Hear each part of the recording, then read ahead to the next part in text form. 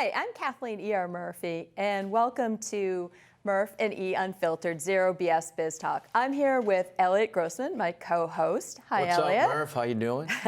Doing well, thank you. Great. Today is going to be exciting. This is a good one. This is a really fun topic. This is a good one. This isn't going to put you to sleep. No, not at all. And today we're going to be talking about drama. Are you a king or a queen? Right. This is going to be fun. Well, this which one are you? This is going to be fun. Are you either one? I would. I don't think I'm either one. No, you're but not. I would like to say I'd be a drama king. Okay. If Yes. that's the case. I'll put you in the king. Right. Top of the chain. Why not? Sure. Yeah. We'll go with that. Yeah. Absolutely. So I'm always fascinated with the fact that what I typically think is that people who are drama kings and queens don't realize that they are. And I often also wonder if they're seeking out drama and whether they do this intentionally or not. And I'm also wondering if perhaps they thrive on it. Is this something that they're driven to do? I don't know. What are your thoughts? Yeah. So a couple things. Number one, absolutely they thrive on it. They thrive on it. Okay. Whether in their personal lives or in the workplace. Right. They don't thrive on it. distinguish. And I think there's a number of reasons. I made some notes. I've been thinking about this because I was excited about this part, right? Everybody that I talked to, I said, well, episode 5's coming out, drama king, drama queen. And everybody said, oh, that's my life, or that's what we deal with. That's right. Every day. I think for a couple things. Number one, it makes them feel important. Yes. Right? That's a good so whether at home they don't quite are satisfied with what's going on in their personal life. Sure. So they go to work and they want to stir up shit. They want attention. Correct. So they Yes. want attention. That's number one. Number two, and I think this is pretty prominent in a lot of people's lives, when people are facing challenges, it's easier to look in other directions than in the mirror and look at yourself and say, hey, maybe that's on me, or maybe I can do some things differently here at work to change perception, to change the view, to change what's going on within our department, within the company, whatever it may be. Would you right. agree? I would completely agree with that. And I've seen so many people act completely unaware of how they're coming across to others, which is always remarkable to me because I think about it from the perspective of if they in fact had a secret camera following them around, and Right. then they had a playback of how they acted, even for an hour or half a day, they would probably be, I think, shocked at how they come across, even if it is something that they're aware of in terms of thinking and knowing that they're trying to seek out this attention. They may not know that it's coming across in a really negative way. They may think that maybe this attention that they're getting is a good thing and that maybe it's helping them. And that's wherein lies, I think, the biggest challenge. Agreed. I couldn't agree more. If anything is detracting from their future opportunities, I can't stress that That's enough. right, because people are intelligent people, Murph. They know who's starting a bunch of crap in the workplace and who's talking about somebody and who says, well, she's not doing a great job and he kind of sucks at what he does. That's right. It's not really, people realize it and they're like, whoa, we're adults here. Right. We're on the same team. Right. We're supposed to work together, not cause drama. That's right. And it's amazing, if you look at people like that, they tend to have drama in their personal lives. It's funny you should say that because I distinctly remember one time working with this woman who I almost thought at a point that she was making things up because I just couldn't imagine that one person could have so many things going wrong all the time, both personally and professionally. And unfortunately, she would bring a lot of her personal problems to work, and then that caused drama in and amongst the team. Sure. And it set the tone for the group that day. It was really unfortunate.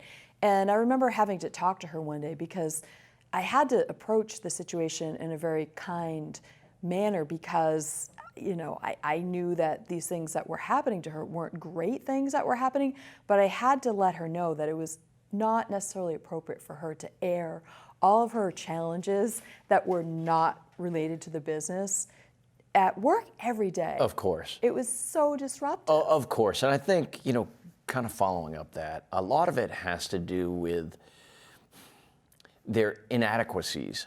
Yes. So if we're just talking about, forget about the personal life. Sure. right? If we're talking about here in the workplace, I think it has to do a lot with people's inadequacies and their unhappiness. So maybe they're not as good as they think they are in what they do. Right. They realize the people around them are really smart, they're on top of things, they're aggressive, they're go-getters, they're trying to find solutions, not, again, stirring up a bunch of crap. Sure. And I think that's trying to hide your shortcomings and not really kind of jump in front here and say, I don't want to deal with drama. All drama does is hurt the team, the company, my performance, because it really does. It does. And look at, say, for example, we're both Patriots fans. And it was funny, I was thinking about when AB got added to the team.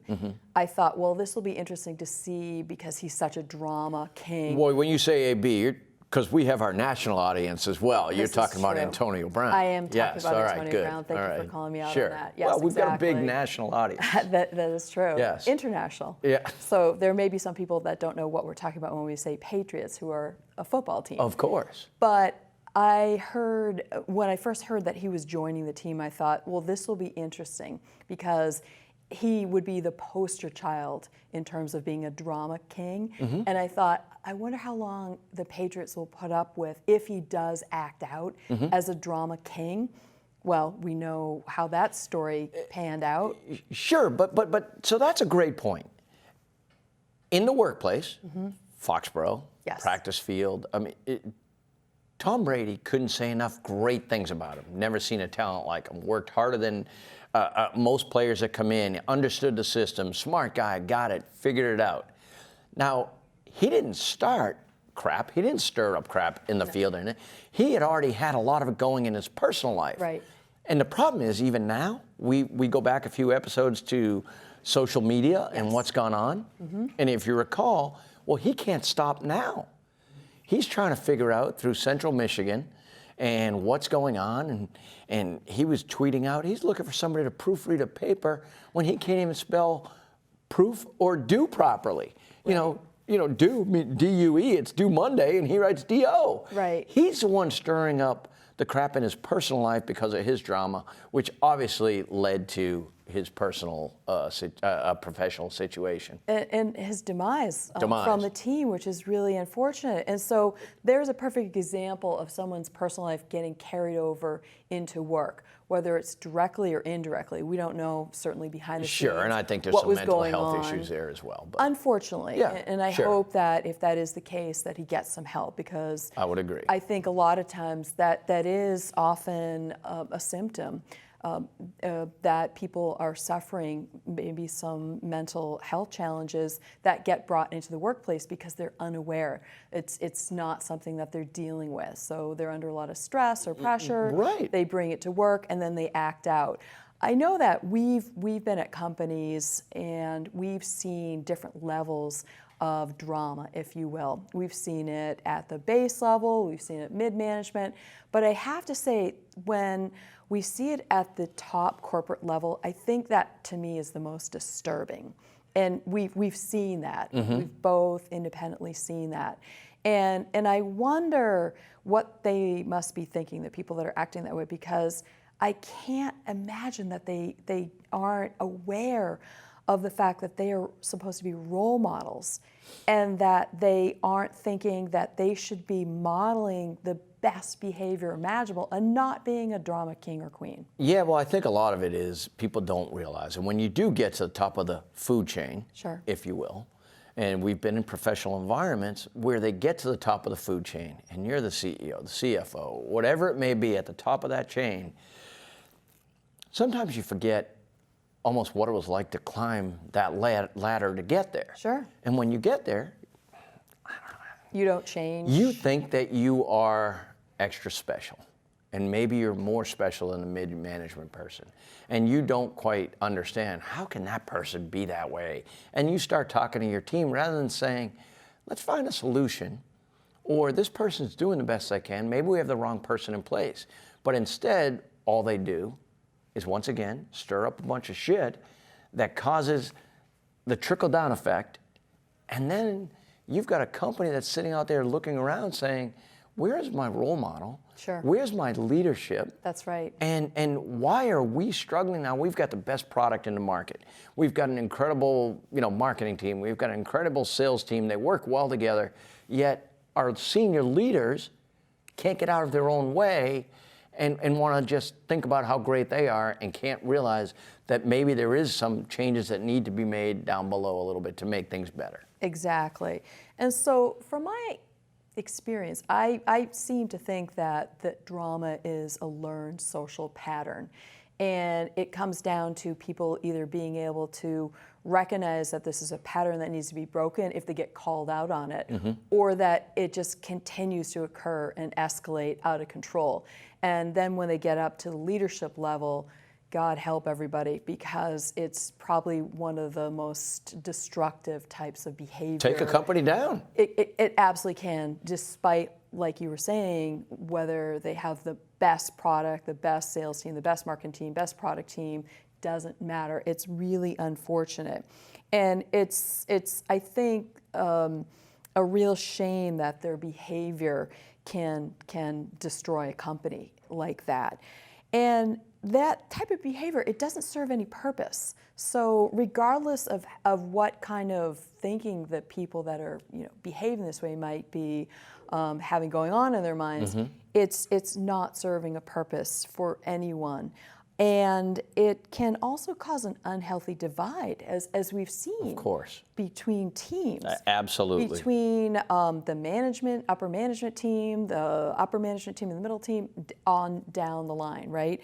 And I think, more importantly, and I just said this a little while ago, I've seen it, how it can derail people's careers. Have you seen that happen? Yeah, absolutely. See, here's the challenge. When people that are unhappy, normally you're not unhappy professionally and then you go home and you try to deal with it. You can be. It normally, in history has shown me, you're unhappy personally, there's some challenges going on, and you might take that attitude to the professional level. That old saying of misery loves company. Yes, unfortunately. Unfortunately. And they're looking for somebody to kind of latch onto that. Yes. There's a lot of unhappy people out there. A lot of people say, you know what, screw that. I'm not getting involved in this. Right. I Walk away. was a drama queen, a drama king when I was a freshman and sophomore in high school. Sure. I'm way past that now. I've got a lot going on in my life. I've got a lot going on in my career. I don't want to deal with it. However, flip side is there's a lot of people that just like drama. They love company. And so it gets tolerated, but I think, once again, when the situation allows it, it's easy to put the blame elsewhere. It really is. And that's, I think, one of the key points, is that you can't be pointing the blame at other people, and you can't be falling prey to these traps that people set up potentially for you. Great word. To lure you in. They are traps. Right? Absolutely. To their spider web of just come on in. Drama that's going on. Right. It can easily happen, and it's something that people really need to be aware of and to try to do their best to avoid it, because, going back to my earlier point, it serves no purpose. And it could take you down a path that's really bad and potentially ultimately derail your career. And no one needs to have that happen. You know what, I have had to make changes when I was on the management side. I've had to make changes and let a couple of people go for the sole purpose that I had a team that was working well-oiled, working well, delivering results. Everybody got along. Brought on a few people. It doesn't take long to realize that they don't fit in. That was just a hiring mistake. Sure. The unfortunate part, and I think you've probably been part of this, is that people then say, oh, I feel bad, I don't want to let it go. So you let it go a little longer and a little longer and a little longer. Absolutely. And then you're in a toxic environment.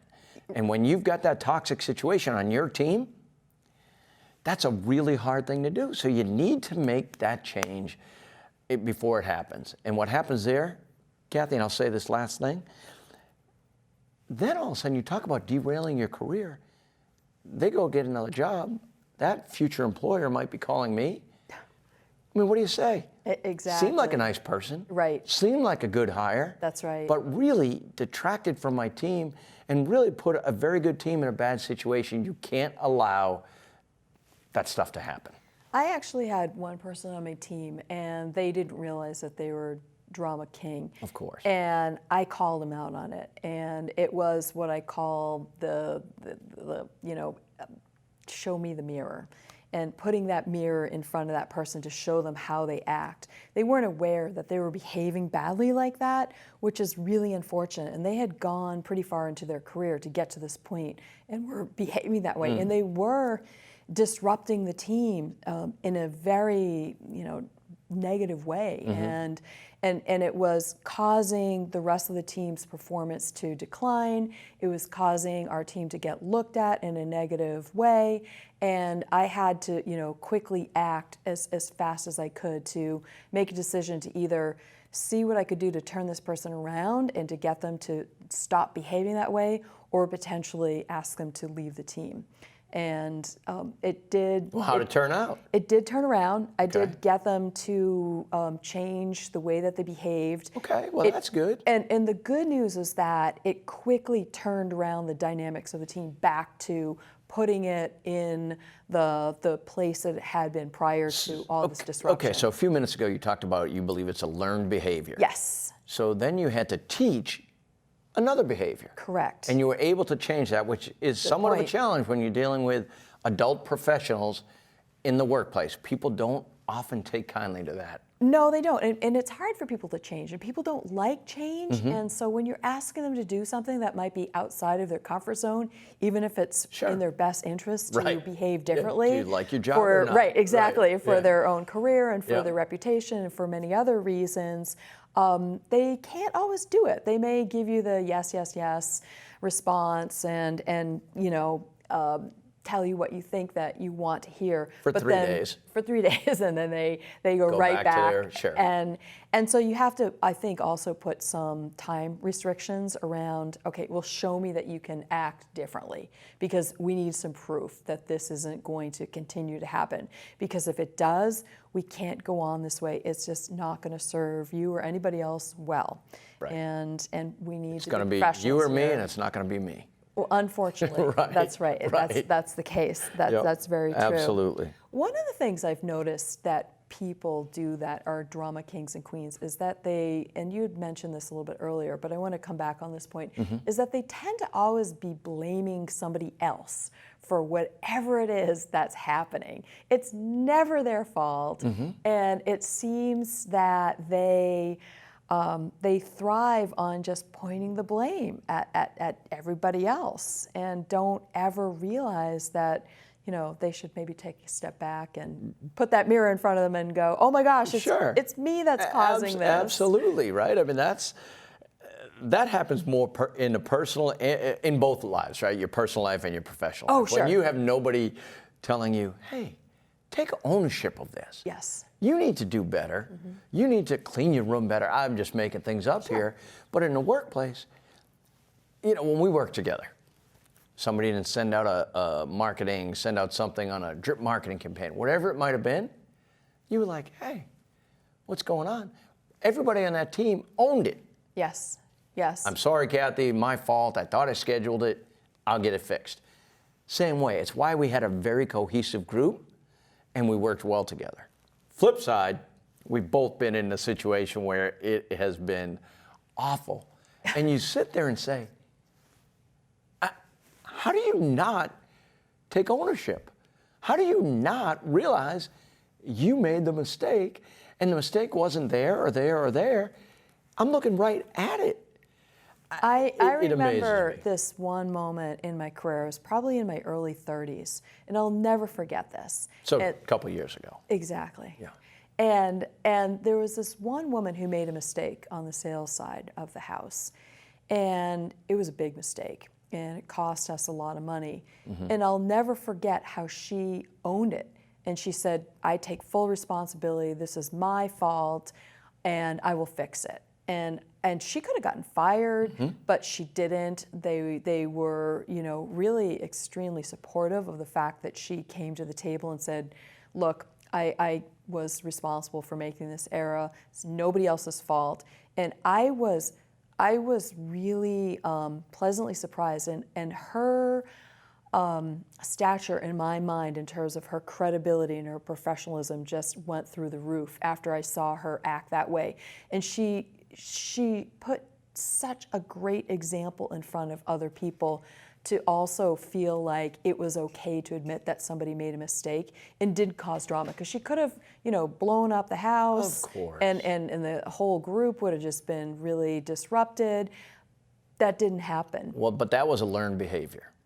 It She was. realized that maybe she was taught really well early on, we're all human and we all make mistakes. Yes. Maybe her parents taught her. Maybe as she got into high school, whatever it may have been into college, on the personal side. The professional side, maybe her first manager said to her, we're all human. Exactly. You're going to make a mistake. That was a good manager. And it was a great manager. Great manager. So good for her to be Yes. able to own it. And talk about the respect factor in your eyes. Yes. The professionalism that it took for her to say, I cost a my team, mistake. the company, myself, my colleagues, possibly money. Right. I feel terrible about it. Won't happen again. I will work my best to make sure it doesn't happen again. And that alleviated all of the drama. And Think about what it did for your team and the morale of the people around that team to look at her and every day going forward going, boy, Mary's amazing. What a great job she did. The biggest and best outcome from that was that we all worked together to rally, to put structures in place Right on. to prevent that from happening again. So we were working to help one another to be successful going forward so that we didn't run into that once again. And she was incredibly impressed that the team rallied around her the way that we did. She didn't expect that at all. And it brought everybody closer together. Of course it did. Which was really, I think, at the end of the day, more important than anything. Of course. In terms of absolutely. I mean, really what just it did for the business. Yeah, how you work together, how you are in your personal life really came forward in her professional life. And that was a huge win for her personally and professionally. Absolutely. And sometimes I think that people that are drama kings and queens, they may be looking through a different lens than we are. And I challenge people to have them point out to those people that they are potentially looking through a different lens and to pull them aside. Don't do it in front of other people. Right. I mean, that's the worst thing that you could possibly do. Take that time, reserve that time to be a professional and respectful of that person, to make them not feel badly for calling them out on doing something that Right on. they may be unaware of. I'm sure you've done that. Yeah, of course. I mean, I think it's the right thing to do. There's a right way and a wrong way, and we're not out to get people. No. We're not out to prove somebody wrong. No. It doesn't make me feel good by saying, you know what, I was right, you were wrong. That's right. Bad action. Maybe some people, but Yeah, of course. some people, Well, but it's not a win. Certainly, it's not. it's Nobody just the right wins. way and a wrong. Nobody Right. wins. It's like not you a said. win-win It's for not anybody. a win-win for anybody, personally or professionally. That is correct. Yep. And so, ultimately, at the end of the day, what I'd love to tell people, and I'm sure that you'll rally around what I'm going to say, is I'd love for them to be responsible for owning up to quitting their drama and putting their drama aside and putting that crown off to the edge and not picking it back up again if they get called out, in fact, as being a drama king or queen. Yeah, of course. I mean, it just, once again, it does no good. There's nothing good that comes of it. No. So when you're talking about it on a professional level, you're really doing damage to yourself professionally, and it will hurt you personally. It stays with you so that the next morning when you get up and go to work, don't bring it with you. We all face challenges personally. We all have drama on the personal side. Absolutely. Do not bring it to the workplace. No. Just don't. Everyone will thank you for that. Correct. And I also want to thank you for being here with me today. This is a lot of fun. We need 3 more episodes of Drama We could King go and Drama on and on Queen. with this particular topic, Yeah, but I just want to absolutely. say thanks for talking about this drama king or queen topic with me today. It was a lot of fun. I was hoping you were going to drop some names. No, I wouldn't do that. You know me. I I know would that. never do Oh, that. no, I know that. Well, thank you. Thank Awesome. you. Looking forward to the next show. Yeah, absolutely. Great All job. right. Thank you. You're welcome.